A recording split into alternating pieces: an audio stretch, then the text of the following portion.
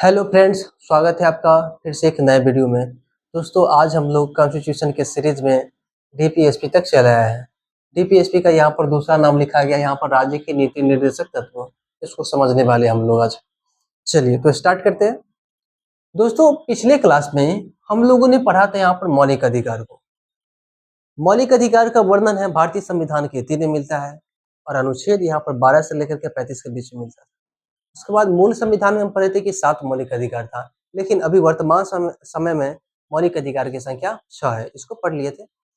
अब हम लोग चले आए हैं यहाँ पर डीपीएसपी तक। तो डीपीएसपी को जाने से पहले हमें यह जानना पड़ेगा कि डीपीएसपी है क्या। तो डीपीएसपी का संबंध है आपका मौलिक अधिकार से ही है। मौलिक अधिकार से कैसे है? देखिए, जब संविधान बन रहा था तो हमारे संविधान सभा में टोटल सदस्यों की संख्या कितना था? 389 था। उन सभी सदस्यों के द्वारा यहाँ पर सजेशन दिया गया था मौलिक अधिकार के लिए, भारत के लोगों को अधिकार देने के लिए।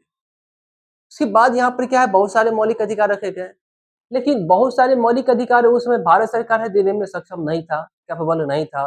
तो उन सभी अधिकारों को है संरक्षित करके, सुरक्षित करके है रखा गया है। एक विषय बनाया गया और उस विषय में रखा गया। उस विषय का नाम रखा गया है डीपीएसपी या राज्य के नीति निर्देशक तत्व। इसको हम क्या समझे कि वह मौलिक अधिकार जो छूट गए, जो मूल संविधान में लागू नहीं किए गए, तो उन सभी मौलिक अधिकारों को रखा गया है डीपीएसपी में रखा गया।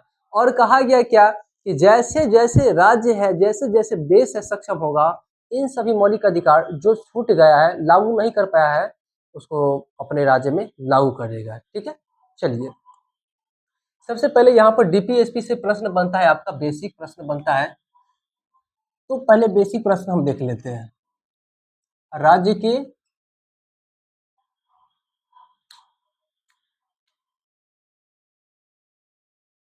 नीति निर्देशक तत्व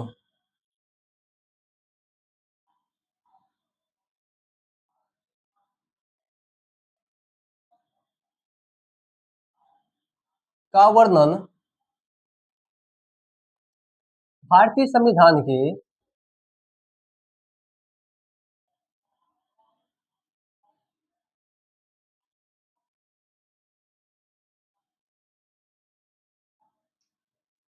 भाग 3 और अनुच्छेद पूछेगा तो अनुच्छेद 36 से लेकर के 51 के बीच में मिलता है।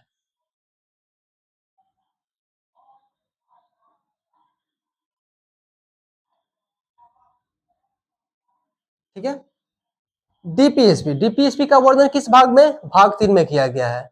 उसके बाद अनुच्छेद पूछेगा तो किस किस अनुच्छेद के बीच में? तो 12 से लेकर के 35 के बीच में किया गया है। उसके बाद यहाँ पर दूसरा प्रश्न लिखिए, डीपीएसपी आयरलैंड के संविधान से लिया गया है। आयरलैंड के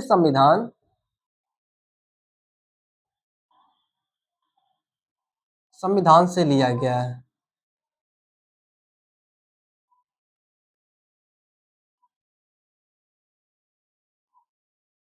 गया है, ठीक है। उसके बाद तीसरा प्रश्न लिखिए यहाँ पर आप, अगला पॉइंट, डीपीएसपी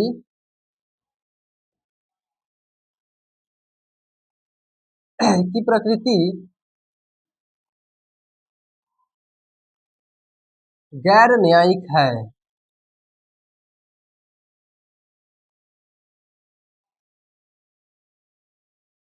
इसका अर्थ क्या है, थोड़ा सा समझिए। देखिए दोस्तों, हम लोग पिछले क्लास में पढ़े थे मौलिक अधिकार, और मौलिक अधिकार की संख्या 6 है वर्तमान समय में। उसके बाद देखिए, मौलिक अधिकार का जो प्रकृति था ना, वो न्यायिक था, यानी 6 प्रकार का अधिकार हमें दिया गया है।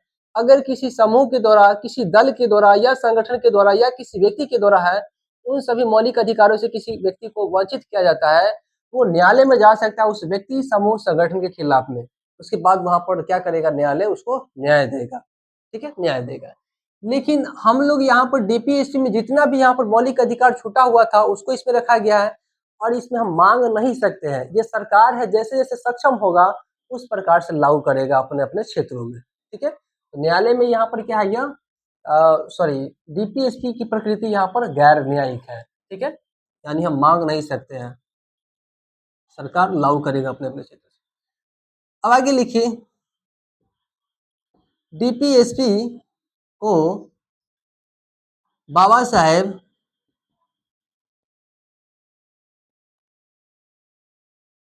भीमराव अंबेडकर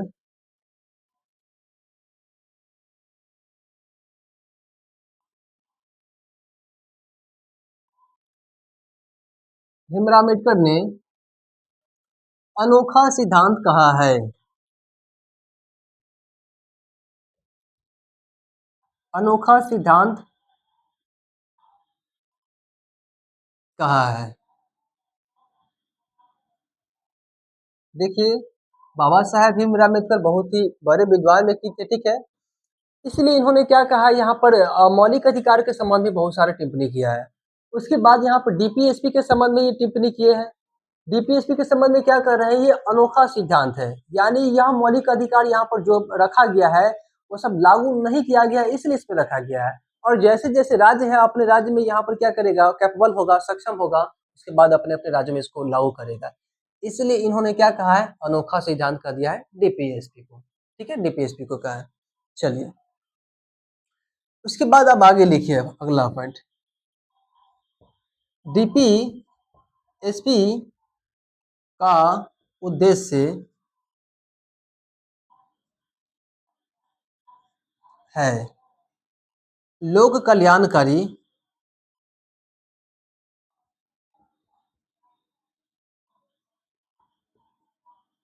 राज्य की स्थापना करना। राज्य की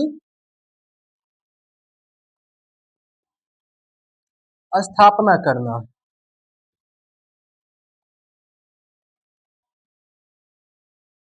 राज्य की स्थापना करना, ठीक है। चलिए दोस्तों, तो बेसिक प्रश्न जितना ही बन सकता था डीपीएसपी से उसको हमने यहाँ पर पढ़ लिया। अब हम डायरेक्ट यहाँ पर चलते हैं अनुच्छेद में कि 36 से लेकर के 51 के बीच में क्या क्या बातें कहा गया है, ठीक है। अगर इसको आप लिख लिए हैं तो अच्छी बात है, अगर नहीं लिखे हैं तो इसको पहले आप लिखिए, उसके बाद हम इसको मिटाएंगे। आप लिखिए जल्दी इसको।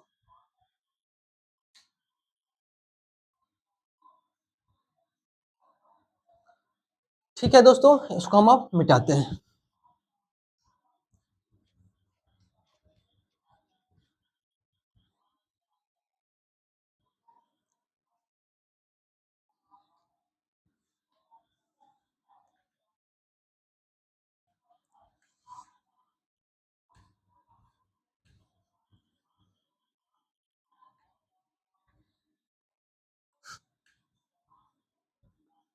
चलिए,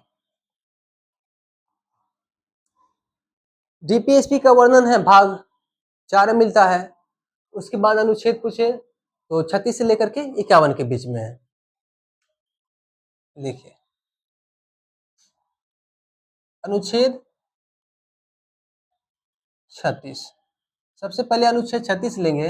अनुच्छेद 36 में किसका वर्णन मिलता है, तो डीपीएसपी की परिभाषा, यानी डीपीएसपी यह है क्या, इसके संबंध में जानकारी दिया गया अनुच्छेद 36 में दिया गया। डीपीएसपी की परिभाषा का इसमें वर्णन किया गया। अब लेते हैं हम अनुच्छेद 37। अनुच्छेद 37 क्या कहता है, न्यायालय द्वारा डीपीएसपी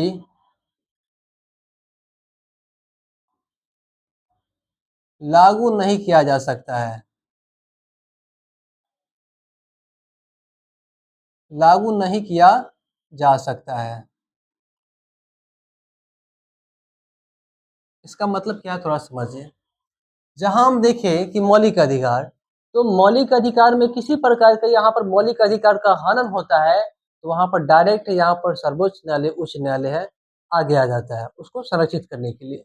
जबकि यहाँ पर उन सभी मौलिक अधिकारों को रखा गया है जो मतलब यहाँ पर संविधान लागू करते समय लागू नहीं किया गया था मौलिक अधिकारों को, तो इसमें रखा गया है। तो ये क्या है, अभी लागू नहीं है। क्या कहा गया कि जैसे जैसे राज्य है सक्षम होगा उसके पश्चात ही लागू करेगा। तो यहाँ पर न्यायालय हस्तक्षेप नहीं कर सकता है। अगर राज्य यहाँ पर सक्षम होगा तभी लागू कर सकता है। ठीक है, आगे बढ़िए। अब ले लेते हैं हम अनुच्छेद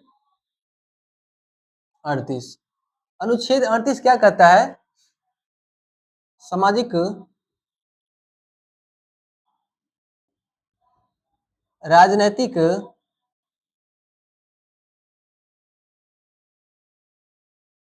एवं आर्थिक न्याय,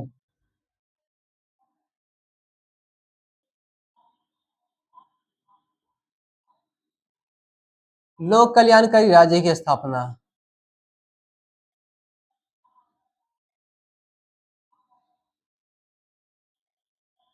राज्य की स्थापना करना।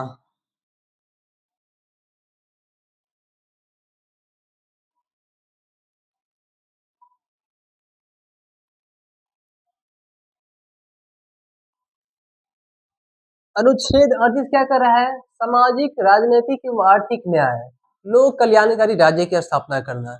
यानी समाज में व्यक्ति रह रहा है तो उसको सामाजिक यहाँ पर न्याय दिए जाने चाहिए। उसके बाद राजनीतिक न्याय है दिए जाना चाहिए, किसी प्रकार से भेदभाव नहीं होना चाहिए। उसके बाद आर्थिक न्याय भी राज्य के द्वारा दिए जाना चाहिए। ठीक है, यह अनुच्छेद 38 में कहा गया है। ठीक है, इस तीनों को है आप साथ में रखिए। ठीक है, अब आगे लेते हैं हम अनुच्छेद 39। अनुच्छेद 39 में कहा गया आपका समान कार्य समान वेतन।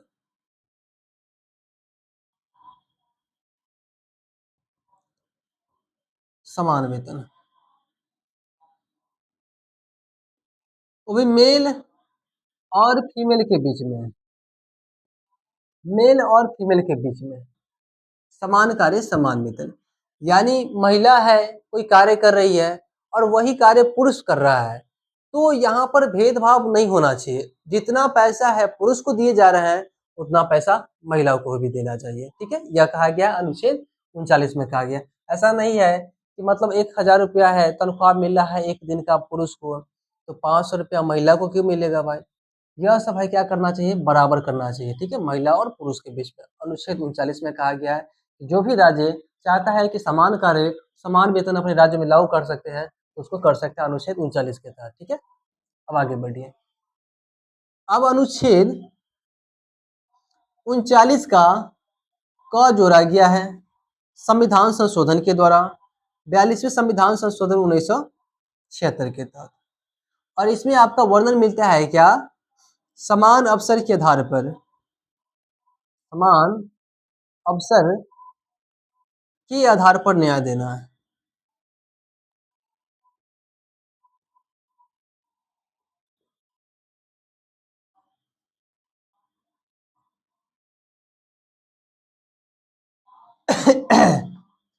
अनुच्छेद 39 से कहा है कि संविधान संशोधन के द्वारा जोड़ा गया, तो 42वां संविधान संशोधन 1976 के तहत जोड़ा गया है।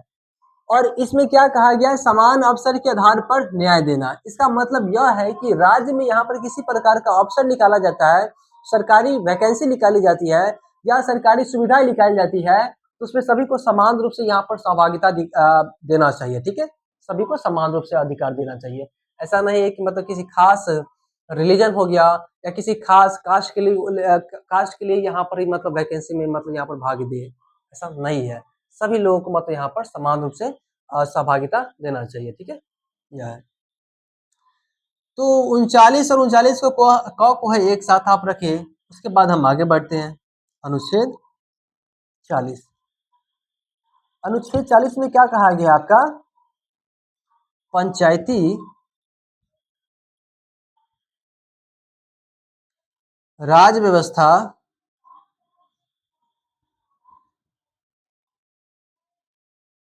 का वर्णन मिलता था।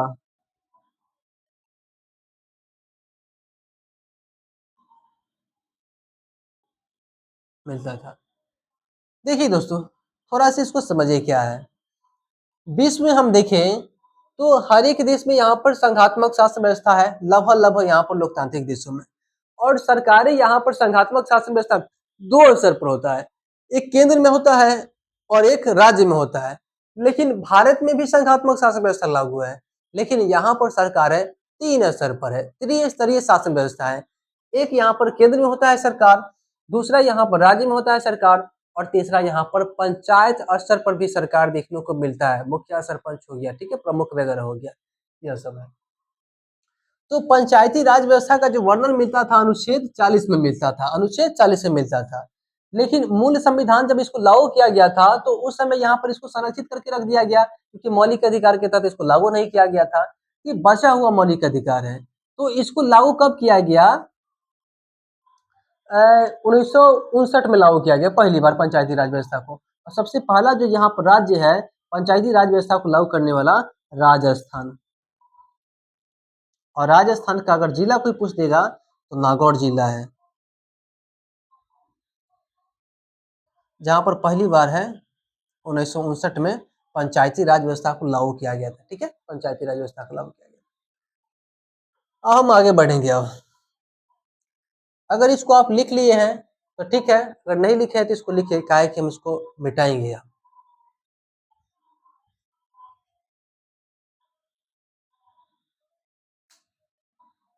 ठीक है दोस्तों, अब इसको मिटाते हैं। अब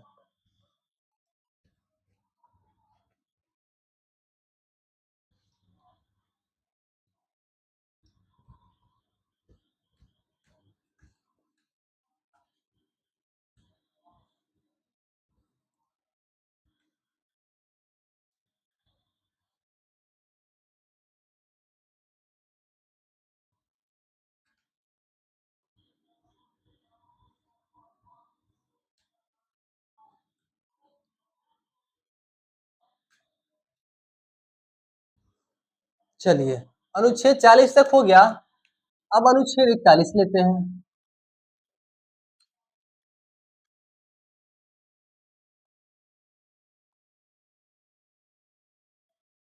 अनुच्छेद 41 में कहा गया है कुछ विशेष परिस्थिति में, विशेष परिस्थिति में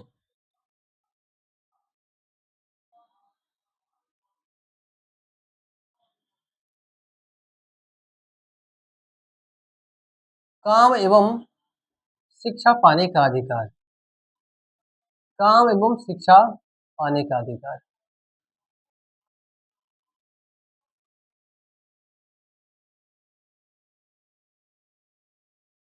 ठीक है, तो आप लोगों से पूछेगा कि डीपीएसपी के किस अनुच्छेद में कहा गया है कि कुछ विशेष परिस्थिति में काम पाने का अधिकार एवं शिक्षा पाने का अधिकार है? तो अनुच्छेद 41 में है। ठीक है, अनुच्छेद 41 में है। अब आगे हम लेंगे। अब अनुच्छेद 42, अनुच्छेद 42 में कहा गया है काम न्याय संगत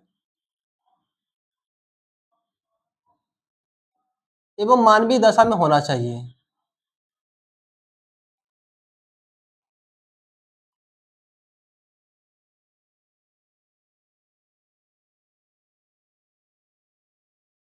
होना चाहिए।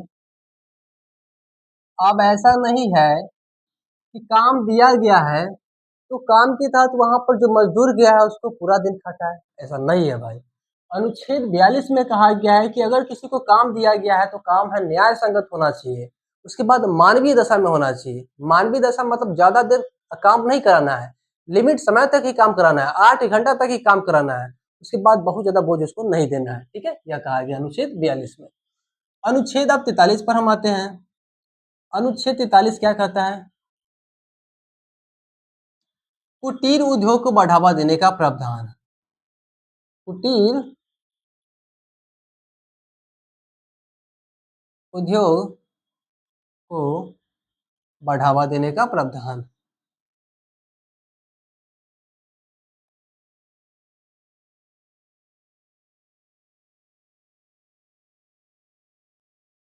यानी अनुच्छेद 43 के तहत कहा गया है कि सभी राज्य अपने अपने क्षेत्र में जो क्षेत्रीय स्तर पर जो यहाँ पर उद्योग होता है, जो पॉपुलर उद्योग है, उसको यहाँ पर बढ़ावा दे। अनुच्छेद 43 में कहा गया। ठीक है, इस तीनों को आप साथ में रखिए। चलिए, अब अनुच्छेद हम लेते हैं यहाँ पर। अब 44, 44 में कहा गया है समान नागरिक संहिता।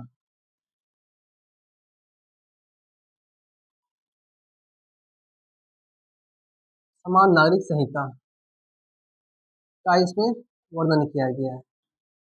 यूसीसी, इसका मतलब यह है कि सरकार के द्वारा सभी लोगों पर, यानी भारत में यहाँ पर कई प्रकार का रिलीजन है, सभी रिलीजन हो गया, सभी जात हो गया, सभी भाषाई क्षेत्र हो गया, सभी क्षेत्रों पर जो मतलब यहाँ पर नियम कानून बनाया जाएगा ना, सभी के लिए यहाँ पर अनिवार्य हो गया, या आप बोल सकते हैं सभी पर समान रूप से लागू होंगे। ठीक है, समान रूप से लागू होंगे। लेकिन यहाँ पर सभी राज्यों में अभी तक लागू नहीं किया गया है। यूसीसी लागू करने वाला मात्र एक राज्य है, गोवा है।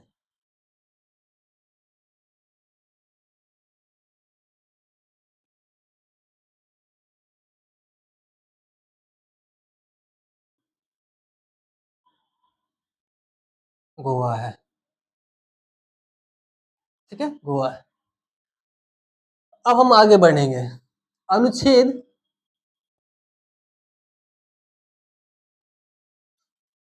45। अनुच्छेद 45 में क्या कहा गया है कि 0 से लेकर के 6 वर्ष के बच्चों के लिए शिक्षा संबंधी अधिकार,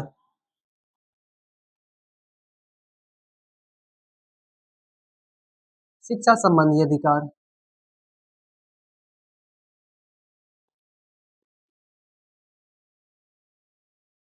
अधिकार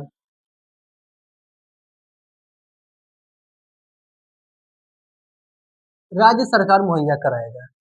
अनुच्छेद 45 में कहा गया है कि 0 से लेकर के जो 6 वर्ष का बच्चा होता है ना, यानी ये आंगनबाड़ी में पढ़ता है, ये अनुच्छेद 45 में ही कहा गया है कि मतलब इसको शिक्षा संबंधी अधिकार दिया गया है। हालांकि छोटका बच्चा से पढ़ता है तो थोड़ी ना वहां पर जाता है, सिर्फ और सिर्फ इसको मतलब यहाँ पर अनुकूल करने के लिए यहाँ पर भेजा जाता है, ताकि आगे चल करके किसी प्रकार का दिक्कत ना हो, इसलिए भेजा जाता है। तो आप लोग भी अपने बच्चों को है आंगनबाड़ी में जरूर भेजिएगा, ताकि वह है आगे पढ़ाई करने के लिए सरवाइव करे, इसलिए इसको भेजिए। ठीक है। उसके बाद अनुच्छेद 46, इसमें क्या कहा गया है कि कुछ विशेष परिस्थिति में, विशेष परिस्थिति में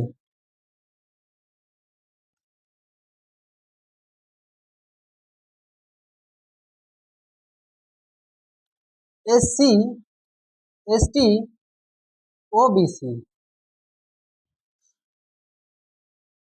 के लिए राज्य सरकार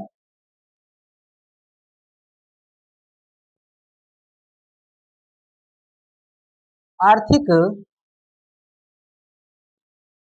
स्वास्थ्य एवं शिक्षा के क्षेत्र में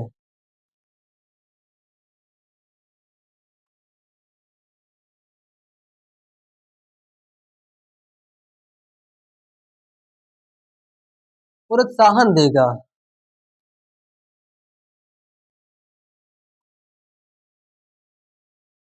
देगा।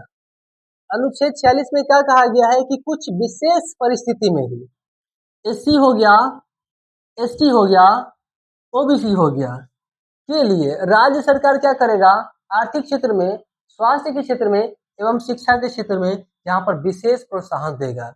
देना भी चाहिए भाई, क्योंकि ये लोग मतलब पीछे से बहुत ज्यादा पिछड़ा हुआ था अगर यहाँ पर कास्ट की अपेक्षा। ठीक है, तो इसको मतलब यहाँ पर समाज में है, अदर कास्ट के यहाँ पर समीप लाने के लिए है, यहाँ पर राज्य सरकार के द्वारा कुछ छूट दिया जाना चाहिए। ठीक है, तो अनुच्छेद यहाँ पर 46 में कहा गया। इस दोनों का है आप साथ में रखिए। ठीक है। अब आगे बढ़ने से पहले अगर इसको आप लिख लिए तो बहुत ही अच्छी बात है, अगर नहीं लिखे हैं तो इसको लिखिए या स्क्रीनशॉट ले लीजिए, क्योंकि हम इसको अब मिटाएंगे।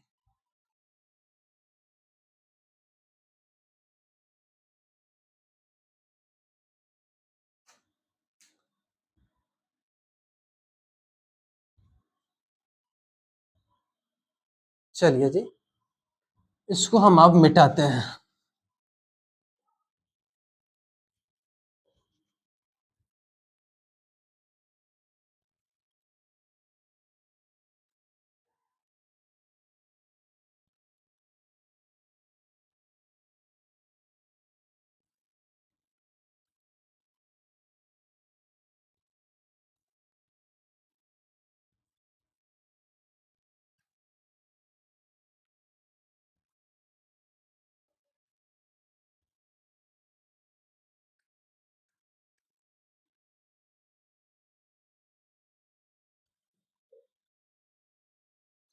चलिए अब लिखिए अनुच्छेद 47।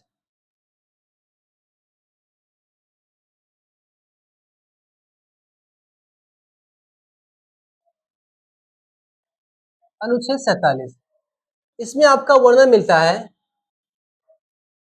मादक पदार्थ के उत्पादन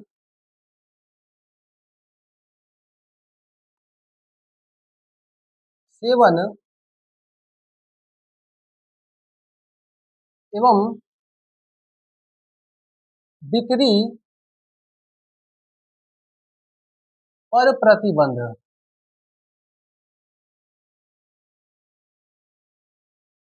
या रोक। देखिए मादक पदार्थ मतलब क्या? नशीला पदार्थ। मादक पदार्थ मतलब क्या? नशीला पदार्थ। नशीला पदार्थ में क्या आ जाता है? गांजा आता है, भांग आता है, चरस आता है, उसके बाद दारू आ जाता है, अफीम आता है। ये सब बड़ा बड़ा यहाँ पर नशीला पदार्थ है। तो इन सभी को यहाँ पर रोक लगाने के लिए यहाँ पर अनुच्छेद 47 बनाया गया और कहा गया इस अनुच्छेद के तहत सभी राज्य है अपने अपने क्षेत्र में यहाँ पर जो मादक पदार्थ का जो बिक्री हो रहा है उस पर प्रतिबंध लगाए। और इसी के तहत ही बिहार में यहाँ पर अनुच्छेद 47 का प्रयोग करके है मादक पदार्थ यानी दारू पर है रोक लगाया गया है। ठीक है, रोक लगाया गया है। अब चलिए आगे हम बढ़ते हैं। अनुच्छेद 48। अनुच्छेद 48 में आपका वर्णन मिलता है दुधारू पशु के हत्या पर रोक। हत्या पर रोक। दुधारू पशु की हत्या पर रोक मतलब यहाँ पर गाय हो गया, भैंस हो गया, ये सब क्या है? दुधारू पशु है और इसकी हत्या पर रोक का प्रावधान है अनुच्छेद 48 में किया गया। सभी राज्य है अपने अपने क्षेत्र में इसको संरक्षित रखे। लेकिन थोड़ा सा यहाँ पर दिक्कत यह है कि भारत ही सबसे बड़ा यहाँ पर गाय के मांस को है उत्पादित करता है या बोल सकते हैं क्या निर्यात करता है सभी क्षेत्रों में। ठीक है, तो यहाँ पर दोहरी चरित्रता दिखने को मिलता है। चलिए तो ये दो यहाँ पर आप इसको कनेक्ट करके रखिए। अब आगे बढ़ते हैं। अनुच्छेद 49। अनुच्छेद 49 में क्या कहा गया आपका? राष्ट्रीय महत्व से संबंधित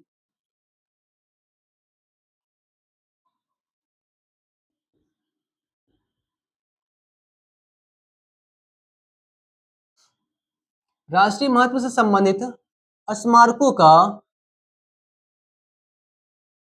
संरक्षण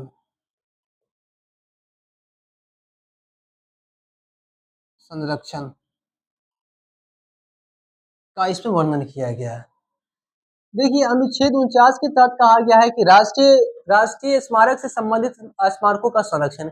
यानी यूपी में देखिए तो कौन सा स्मारक हो जाएगा राष्ट्रीय महत्व से संबंधित?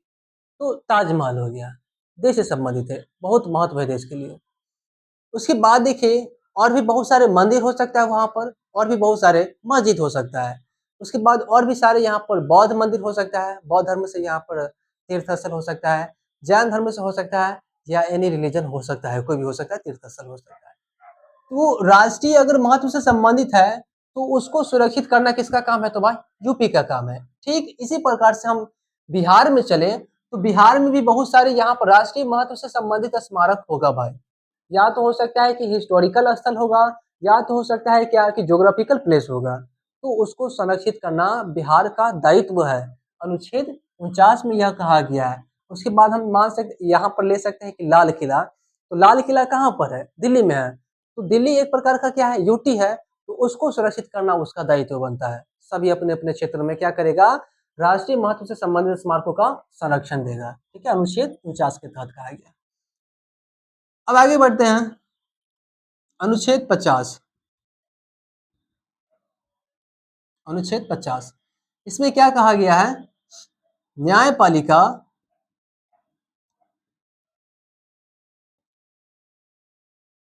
एवं कार्यपालिका को पृथक किया जाना चाहिए।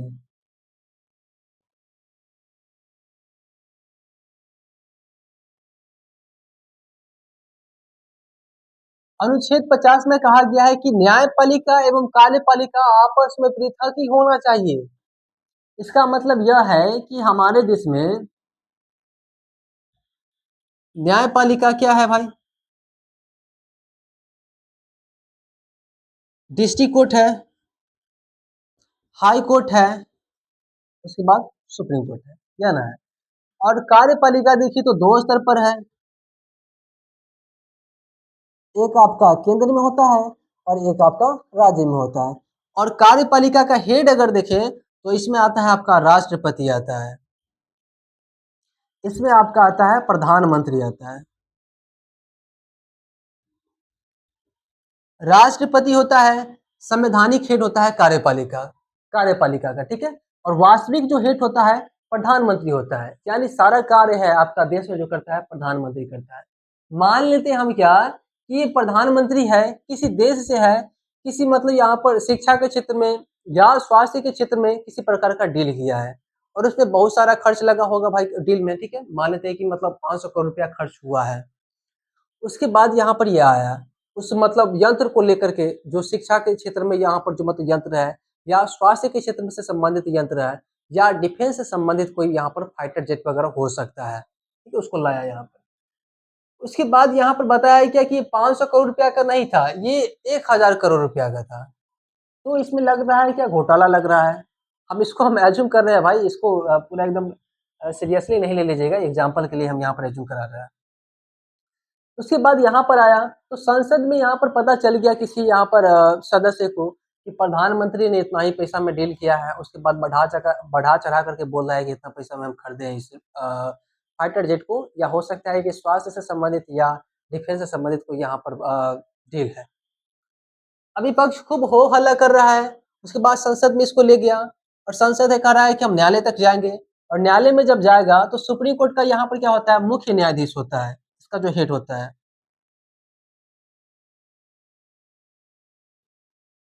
और यही हो सकता है क्या कि प्रधानमंत्री का दोष निकल जाए, तो ये पहले से ही शिक्षा बुद्धि कर लेगा कि आप है मेरे खिलाफ में किसी प्रकार का जजमेंट नहीं दीजिएगा, आप है मेरे ही हित में यहाँ पर क्या करिए, जो मतलब यहाँ पर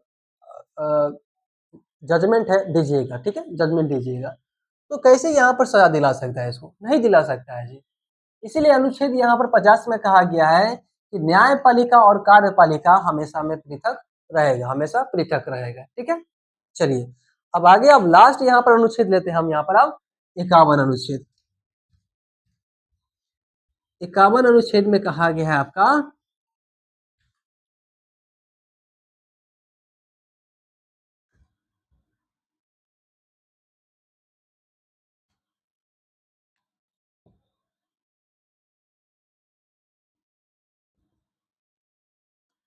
अंतरराष्ट्रीय अंतरराष्ट्रीय शांति समझौता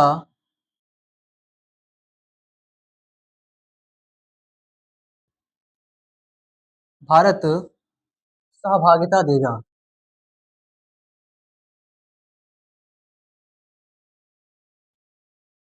सहभागिता देगा यानी अनुच्छेद 50 में 51 में कहा गया है कि अंतरराष्ट्रीय शांति के लिए भारत कार्य करेगा। लेकिन पहले यहाँ पर भारत में शांति होगा, ठीक है, तब ना है अंतरराष्ट्रीय शांति को मतलब यहाँ पर कायम करेगा या उसमें साथ देगा। पहले भारत को अपना खुद मजबूत होना होगा भाई, ठीक है। चलिए दोस्तों, तो आज हम लोगों ने यहाँ पर पढ़ा डीपीएसपी। सबसे पहले तो बेसिक जानकारी लिया कि डीपीएसपी है क्या। उसके बाद हम देखें कि डीपीएसपी का वर्णन है भारतीय संविधान के भाग 4 में मिलता है। उसके बाद अनुच्छेद पूछेगा तो अनुच्छेद किस किस में है, तो भाई 36 से लेकर के 51 के बीच में है। और डीपीएसपी कहाँ से लिया गया, तो आयरलैंड से लिया गया। और बाबा साहेब भीमराव अम्बेडकर ने क्या कहा है डीपीएसपी को, अनोखा सिद्धांत कहा है, ठीक है, अनोखा सिद्धांत कहा है। उसके बाद 36 से लेकर के टोटल यहाँ पर हम 51 अनुच्छेद तक पढ़े कि इसमें क्या क्या बातें कहा गया, सभी अनुच्छेद को पढ़ लिए। अगर आपको मतलब यहाँ पर और डिटेल से समझना है या आपको समझ में नहीं आया तो फिर दोबारा इस वीडियो को देखिए, उसके बाद समझ में आ जाएगा, ठीक है। तो आज के लिए इतना ही रहने देते हैं। धन्यवाद। जय हिंद, जय भारत।